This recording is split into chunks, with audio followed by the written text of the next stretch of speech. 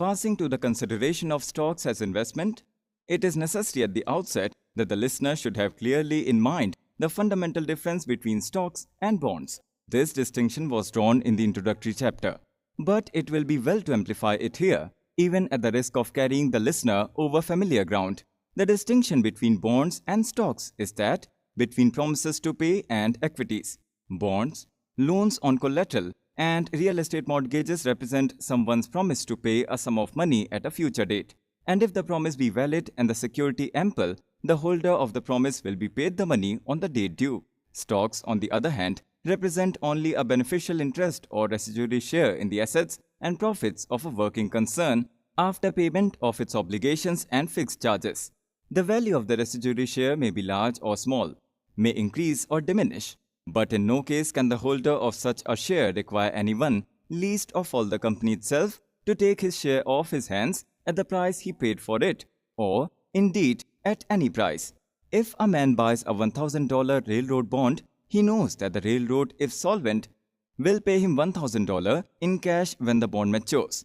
But if he buys a share of railroad stock, his only chance of getting his money back, if he should wish it, is that someone else will want to buy his share from him at the price he paid for it, or more. If he buys a bond, he becomes a creditor of the company, without voice in its management, but entitled to receive his principal and interest when due, under pain of forfeiture of the security which the company made over to the trustee to ensure payment. If he buys stock, he becomes a partner in a business enterprise, exercising his proportionate share in the direction of the company's affairs and sharing ratably in its profits and losses. In the one case, he buys a promise to pay, and in the other, an equity. This distinction, which appears plainly marked in theory, has been much obscured in recent years by the influence of two factors. As the country grew in size, the large corporations, the railroads, for example, required greater capital in order to provide facilities for the handling of their growing business. It was impossible to provide this capital wholly by means of bond issues without destroying the proportion between bonds and stocks, which alone could give to the bondholders the protection of a substantial equity. It was therefore necessary to obtain a large part of the capital required in the form of stock. The railway managers were thus confronted with a difficult problem. It was imperative that they should obtain more capital, and it was impossible to dispose of sufficient stock on the basis of a speculative risk in a business venture. It was therefore necessary for the railway managers to emphasize, as far as possible, the investment character of their stock, and various expedients were adopted to accomplish this purpose. In some cases, preferred stocks were created or resulted from reorganizations which possessed a first lien upon the assets after payment of the obligations and which were entitled to a certain stipulated dividend before the common stock obtained any distribution from the earnings. In this way, the railway managers created a compromise security which could be regarded as a stock and would thus provide equity from the bondholder's point of view, and at the same time, one which could be disposed of to investors. In other cases, which were probably more numerous, railway managers attempted to give their stock an investment value through stability of income return.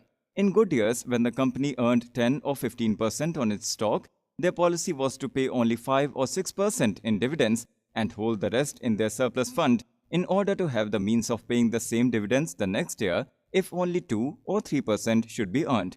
By giving their stock stability of income return, they hoped and expected to give it some stability of market price and thus make it attractive to genuine investors. The effect of this policy was unquestionably successful, and one after another the stocks of our more important transportation systems and other large undertakings passed into the hands of investors. The successful adoption of this policy on the part of the railway managers and other captains of industry has had one curious effect which was not contemplated by the originators of the movement, and which brings us to the second influence mentioned above as having tended to obscure the distinction between bonds and stocks.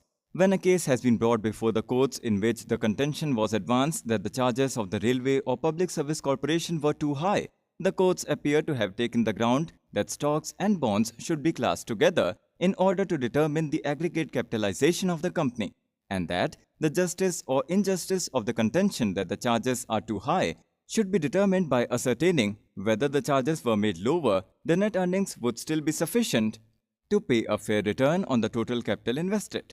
This is the general line of reasoning pursued by the courts. both in the case of the Consolidated Gas Company in New York and the Pennsylvania Railroad in Pennsylvania.